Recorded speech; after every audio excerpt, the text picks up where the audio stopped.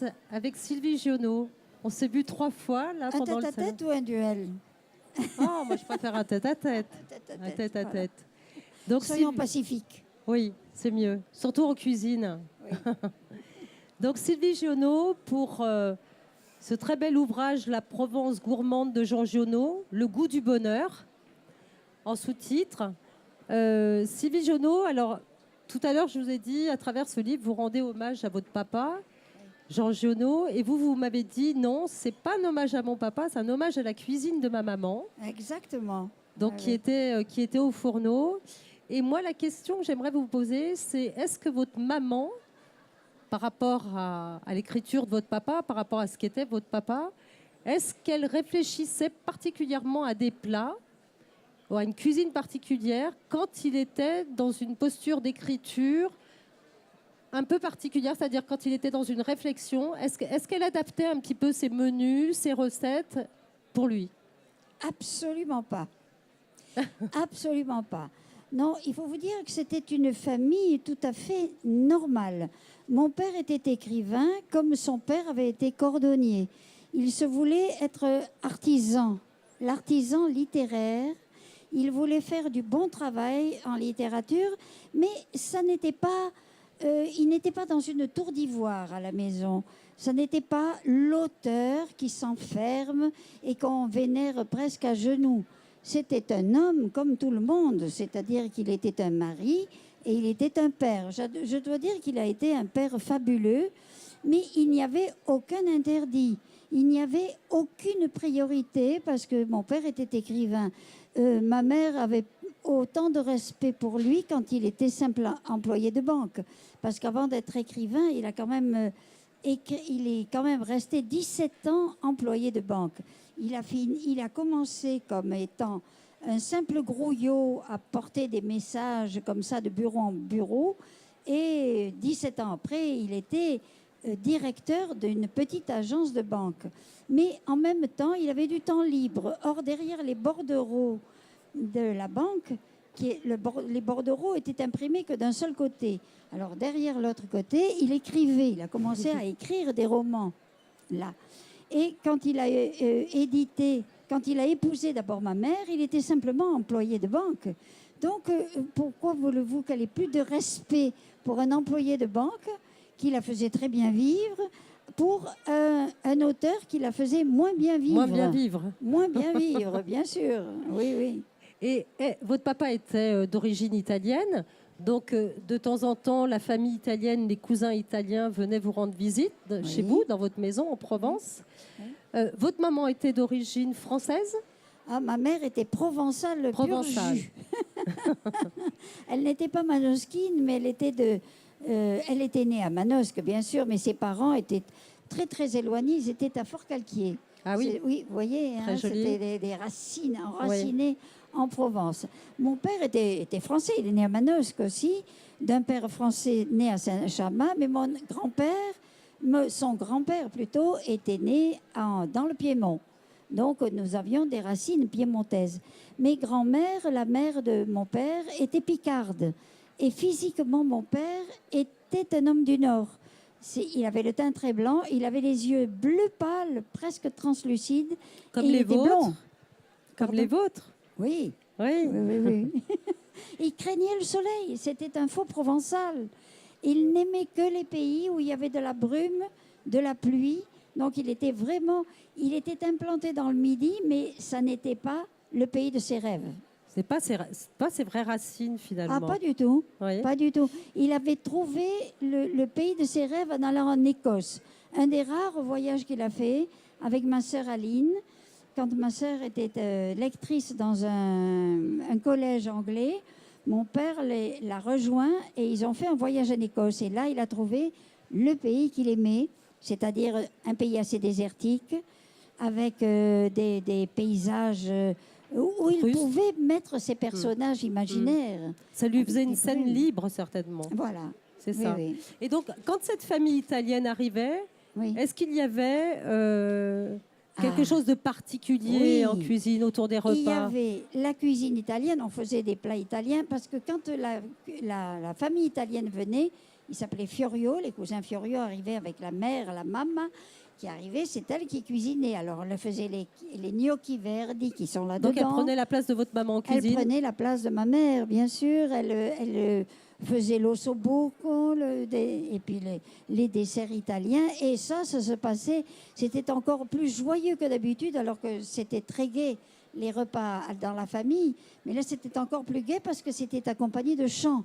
Les Piémontais chantent beaucoup. Ils Oui. chantent tout le temps. Oui. Donc, à table, après le repas, il y avait des tas de chansons en piémontais et c'était très amusant. Alors, si on rentre maintenant dans le livre, Oui, donc le livre, il est... il est beau. Il est beau, déjà, il est Ne beau. soyons pas modestes, il est beau. Il est beau. Il y a une très belle photo donc, de vous avec votre maman. Oui, hein, parce que sur- les recettes, je les connais puisque je les prépare. Mais je voulais quand même une authenticité parce que moi, bien sûr, je mets des produits un peu nouveaux, je Mhm. mets d'autres épices. J'évolue dans la cuisine familiale. Mais dans le livre, là, je voulais quand même une authenticité. Alors, ma référence, c'était ma mère, bien sûr. J'écrivais la recette, puis après, j'allais la voir, je lui disais, maman, est-ce que tu mets ci, ça? Alors, elle rectifiait, elle me disait, mais non, on ne mettait pas ça à l'époque. Alors, j'enlevais de la recette les éléments que moi, je rajoutais. Et Donc alors, là, vous avez des recettes authentiques, familiales, Giono. Voilà. et donc, toutes ces recettes que vous avez écrites dans ce livre, ça veut dire, est-ce que votre maman les consignait quelque part? Non, c'était tout oral. Ma mère Tout avait oral. une mémoire absolument fabuleuse que je n'ai pas. Moi, j'ai besoin de l'écriture pour me souvenir des choses. Ma mère, pas du tout. Et c'était vraiment une femme extraordinaire.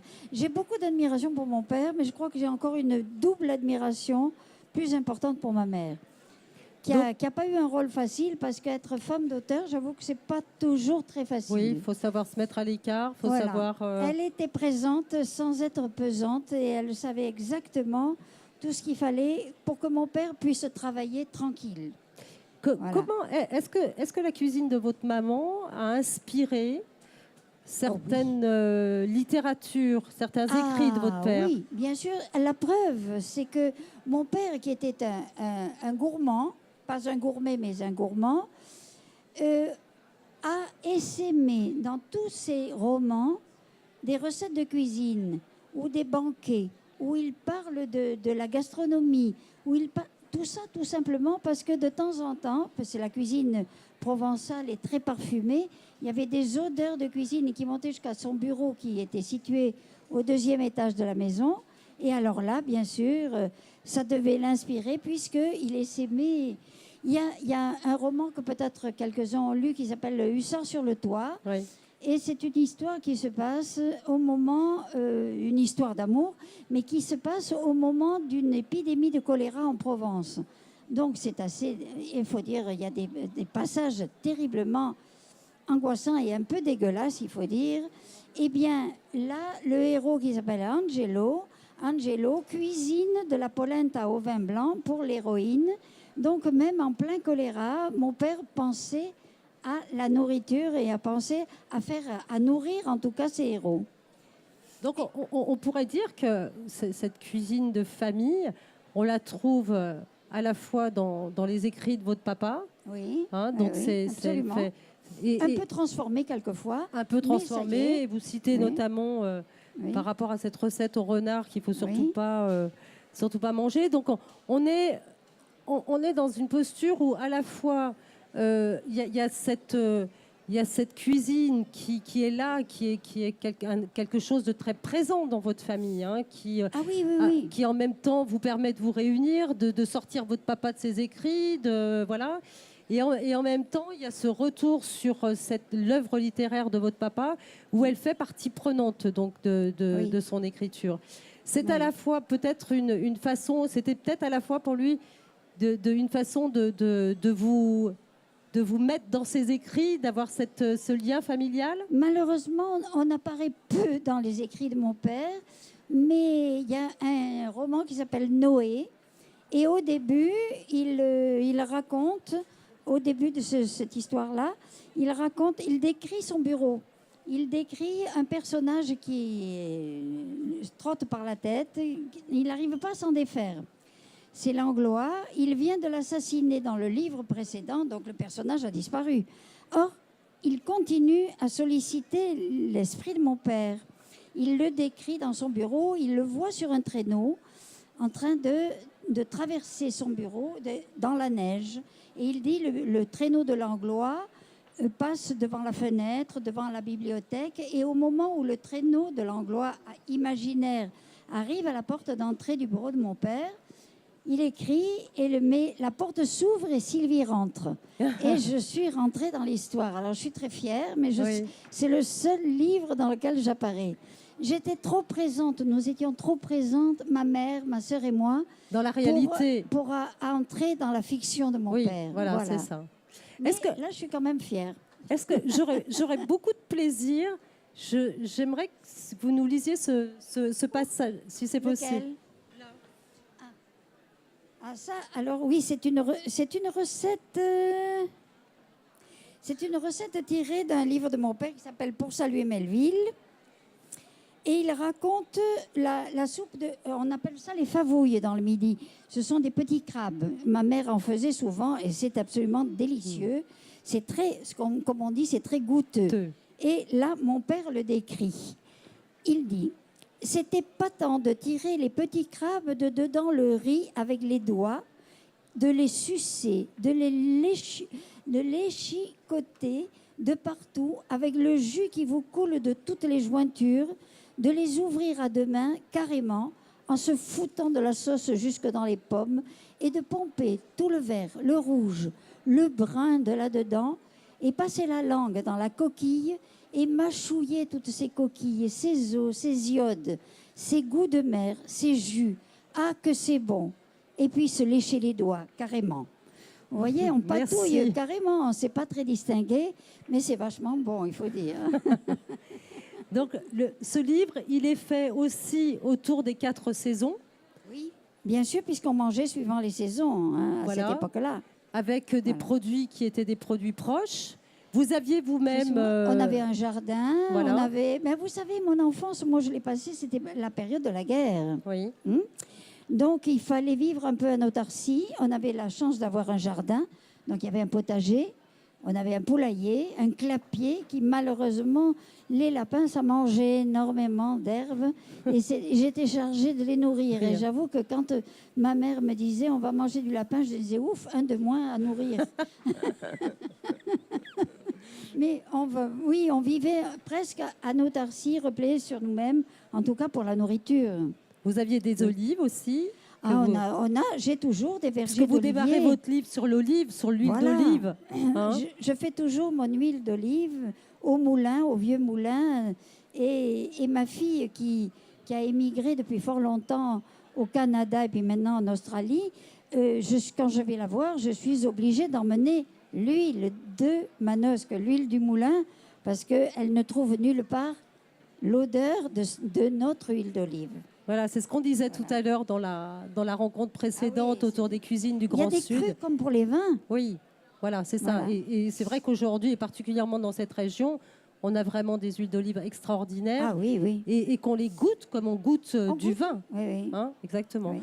Et alors, au moment, puisqu'on en revient encore à l'huile d'olive, au moment où on allait récupérer l'huile nouvelle, fin décembre par là, on mettait le soir même où on avait notre huile nouvelle, ma mère préparait ce qu'on appelait les œufs à la Giono. Oh, c'était tout simple, mais c'était délicieux. C'est-à-dire que maman faisait des œufs coques qu'on cassait dans l'assiette. On les cassait, on enlevait tout le blanc, on les cassait dans l'assiette. On mettait l'huile d'olive nouvelle par-dessus, du gros sel, beaucoup de poivre et on râpait une truffe. Tout simplement. Tout simplement. Voilà. Et là, vous trempouillez presque à se lécher les babines du gros pain de campagne dans ces œufs à la Giono. Et je vous assure, c'est un pur régal. On n'a même pas besoin de faire ni l'omelette, ni la brouillade. Des œufs tout simples, l'huile d'olive fraîche et la truffe. Ce livre est fait, donc, ce que je disais tout à l'heure, par saison. Est-ce qu'il y avait des choses, des rituels ou des plats particuliers qui revenaient à chaque Au saison? moment des fêtes de Noël. Oui, par Ah, exemple. la fête de Noël, c'était traditionnel. D'abord, il y avait la crèche, on faisait la crèche. On plantait, à partir du 5 décembre, on faisait ce qu'on appelait les jardins d'Osiris. C'est-à-dire, Oui. on mettait le blé à germer pour savoir si l'année serait bonne. Et la veille de Noël, c'était toujours maigre. Donc, on faisait les plats d'épinards à la morue ou aux sardines. On faisait des cardons à la bagna cauda, Oui. ça vient d'Italie, Italie. c'était une tradition qu'on avait gardée de l'Italie. Puis après, il y avait les 13 desserts, bien sûr, il y avait la fougasse à l'huile et puis les mendiants, c'est-à-dire tous les... Voilà. Je vais voir cette photo parce que Oui, c'est mon père. pour vous montrer, pour Oui. illustrer un petit peu ce Oui. qu'est ce livre. Il est Moi, vra- c'est plein de photos de famille. Oui. C'est un C'est-à-dire album que de famille. C'est un album c'est de famille que album vous de nous famille. livrez. C'est pour montrer justement où on voit peu. Là, on voit mon père en train d'écrire, mais c'est la seule photo où on voit mon père en train d'écrire. Le reste du livre, on le voit en famille, avec, En train de avec sa manger, fille, en train à de manger, table. avec des amis, en train de se promener. Voilà, c'est beaucoup plus l'homme que l'écrivain que l'on voit. Est-ce que vous faisiez des grands pique-niques aussi? Est-ce Ah que oui, ça arrivait? bien sûr, bien sûr. Vous savez, on était une famille très simple, on n'a jamais eu de voiture. Quand on n'a pas de voiture, il y a une chose qu'il faut faire, c'est marcher. On marchait énormément. On se baladait dans les collines autour de Manosque, autour de Banon, on allait loin. Voilà. Et est-ce que il arrivait à votre papa dans des moments de travail un peu intense, de réflexion intense, de ne pas venir dîner ou déjeuner Ah oui, avec ça vous arrivait. et de manger dans son bureau? Non, il ne mangeait pas. À ce Ah, il mangeait moment-là. pas Non, du non, tout. non, non, non. Il ne mangeait pas dans le bureau, 2 étages, vous vous rendez compte, il aurait fallu lui monter la nourriture. Ouais. Pas question. Donc- S'il voulait manger, il descendait. Dans ces moments de grande création, il était capable de ne Mais- pas... Vous connaissez mal mon père. Il n'y avait pas de Bien sûr. grands Non, moments de c'est- création. En pleine création, j'allais déranger mon père. Qu'est-ce qu'il faisait? Il posait son stylo. Il ne finissait même pas sa phrase. Ça ne le dérangeait pas. On ne le dérangeait jamais. Jamais. Quand il avait fini, il reprenait son porte-plume, il lisait le début de sa phrase et il la continuait. C'est extraordinaire quand On même. ne le dérangeait jamais, ni la famille, ni les amis. Ouais. La porte de son bureau était toujours ouverte. Toujours. Ouais, donc il était d'une Oh, grande c'était- simplicité. Ah, oui, oui. Je n'ai jamais entendu mon père me dire non, je travaille, Hmm. attends un moment, reviens. Non. Il était toujours disponible. Les gens venaient, ils venaient acheter un livre de mon père, envoyé par le libraire. Ils venaient pour le faire dédicacer. Il posait son porte-plume, il accueillait très gentiment, il dédicaçait, il parlait avec eux. Il parlait d'ailleurs du livre qu'il était en train d'écrire. Et si par hasard les gens venaient faire signer le livre vers 11h, 11h30 du matin, il n'était pas rare qu'ils partagent le repas avec nous à midi. Ce Sylvie, qui les étonnait beaucoup d'ailleurs. Hein. Sylvie Jonot, qu'est-ce qui vous a poussé à faire ce livre? Qu'est-ce qui vous a... Quelle a été cette envie de parler de votre père quand même, hein? Vous dites c'est un hommage au fourneau de maman, Oui, mais de parler de votre père quand même. le plaisir de parler de mon père, de parler de lui en tant que père et de montrer comment on vivait à la maison. Parce que ça, il y a beaucoup, beaucoup de textes, beaucoup de professeurs qui ont écrit sur mon père, mais sur mon père écrivain, qui n'est qu'une facette du personnage. Et ça, je voulais montrer une autre facette de cet écrivain. Vous vouliez montrer le Voilà. mari, l'homme, le père. Oh, pas tellement le mari, ça aurait été moins agréable peut-être. J'ai voulu montrer le père, le regard Le du père, père. le père de famille, le pater familias qu'il était, Oui. qui s'est beaucoup occupé de ses filles, et qui était de... Vous savez, moi j'ai eu beaucoup de chance, j'ai vécu... Il y avait 2 moments, en tout cas, dans la journée où je retrouvais mon père. Automatiquement, sans que j'ai besoin d'aller le déranger, c'était les repas de midi, le repas du soir. Le repas de midi, mon père était conteur. Il n'avait pas fini encore sa journée de travail, donc il ne parlait pas de ce qu'il était en train d'écrire. Il nous racontait des histoires qu'il créait au fur et à mesure. Le soir, la journée terminée, après le repas du soir, mon père nous faisait aller chercher, à ma sœur et moi, ce qu'on détestait d'ailleurs, aller chercher les pages manuscrites qu'il avait écrites dans la journée, et il nous lisait en feuilleton son roman. Ce qui fait que j'ai toujours connu et écouté les textes de mon père avant qu'ils ne soient édités. Une fois que le livre était édité, quelquefois on ne le relisait pas tout de suite parce qu'on le connaissait et on était déjà avec le suivant. Alors avoir un père conteur et écrivain, il n'y a rien de plus merveilleux que ça, pour une enfant en tout cas. Est-ce que en tant qu'enfant, est-ce que vous lui disiez, ben là, papa, non, ça va pas, Non. Non. Non, je n'ai jamais eu de critique. J'étais là, j'étais comme une véritable éponge. Oui. J'aspirais tout ce qu'il disait. Puis je tombais généralement amoureuse de ses héros. Alors ce qui était gênant, par exemple, c'est qu'il nous lisait chaque soir les 3-4 pages qu'il avait écrites dans la journée, ce qui faisait 6 à 8 pages de livre. Mais quelquefois, une fois, je me souviens, au moment de la rédaction de Hussard sur le toit, amoureuse folle d'Angelo, j'attendais tous les soirs les histoires qu'il allait raconter. Et quelquefois, mon père arrivait en disant « Les enfants, je ne sais pas ce qu'il fait, Angelo, il est coincé sur les toits de Manosque, je ne sais pas ce qu'il veut faire. » Alors on dit « Bon, alors qu'est-ce que tu as fait ?» Alors il avait commencé un autre livre, un autre roman, et on partait avec lui sur un autre roman. Mais moi, je trépignais parce que je voulais savoir ce qu'Angelo faisait. C'est un peu le feuilleton à la télé. Voilà. Vous étiez dans votre feuilleton et vous vouliez connaître la suite. Et alors, il fallait quelquefois 1 mois, 2 mois avant qu'il reparte avec Angelo. Et il arrivait tout content en me disant « Ah, les enfants, ça y est, je sais ce qu'il va faire. » J'ai retrouvé Angelo. Alors, on repartait avec Angelo, bien sûr. Vous jouiez le jeu. Mais oui, la fiction. Mais c'était passionnant. Ça devait être passionnant d'avoir un papa qui s'amuse en fait comme un enfant quelque part. Mais c'était un enfant. C'est un enfant. Oui. C'était un enfant sans être un copain ni un camarade. Pas du tout. Oui. Il avait su rester. Il y avait un niveau tout à fait qu'il ne fallait différent. Pas dépasser. Non, mais il était plein d'humour. Il adorait se déguiser. Il adorait plaisanter, il faisait... Non, c'était un véritable plaisir de vivre avec lui. Alors c'est pour ça que j'ai eu beaucoup, moi, en plus de ça, beaucoup de plaisir à réunir ces photos familiales qui sèment un petit peu ce livre-là et à écrire ces plats parce que je me revois très bien en train de les déguster en famille avec mon père et notamment quand Fine, notre vieille bonne piémontaise, nous préparait tout simplement, mais c'est pas cher et c'est délicieux, des saucisses, des petites saucisses comme les saucisses de Strasbourg, avec une très bonne sauce tomate un peu relevée et de la polenta.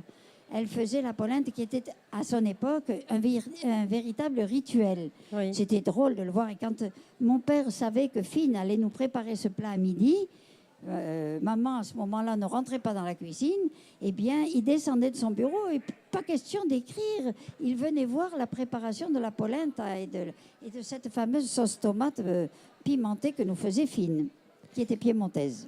Voilà. Donc, ce livre, en vous écoutant, comme ça, en rentrant dedans de plus en plus, parce que ça fait 3 fois qu'on se voit toutes les deux, c'est un livre d'amour. Je ne m'en suis pas rendu compte, mais de plaisir, un véritable bonheur.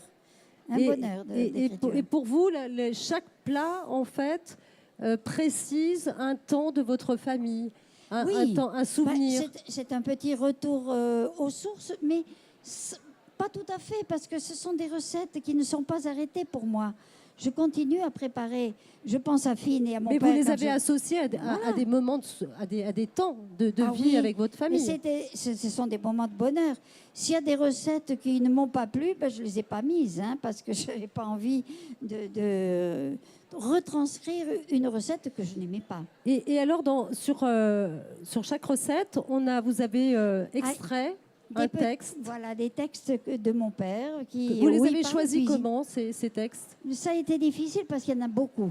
Ils sont tous liés à la cuisine, ou à la gastronomie, ou à des produits. Ou des produits, ouais. Voilà, exactement. Et donc, c'est pour montrer la sensualité de mon père, la sensualité dans le sens des sens dont il se servait pour vivre en harmonie avec le monde. En fait, Vraiment. vous dites qu'il ne cuisinait pas, Non. mais il s'était inventé une espèce de cuisine virtuelle, on peut dire Oui, aujourd'hui, bien sûr, hein, bien sûr. puisqu'il cuisinait dans ses écrits, Oui.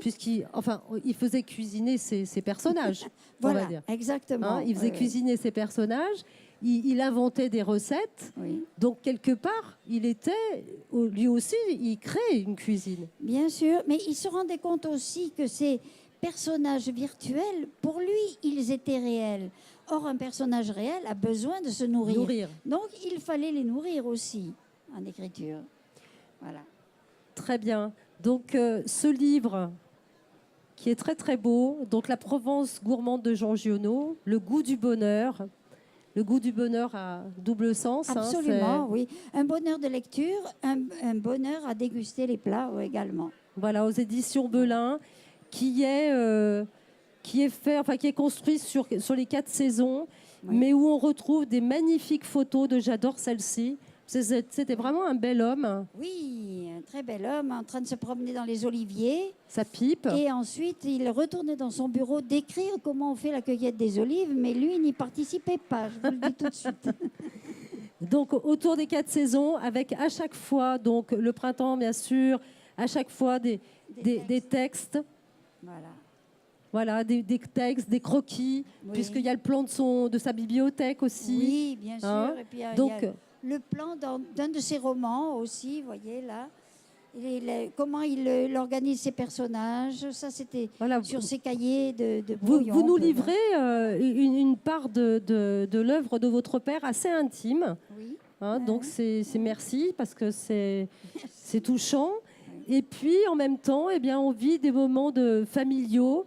On les vit avec vous à travers à la fois des photos, à la fois des recettes de cuisine, à la fois des belles photos de cuisine aussi, et à la fois à chaque fois un texte extraite de l'œuvre littéraire de Jean Giono.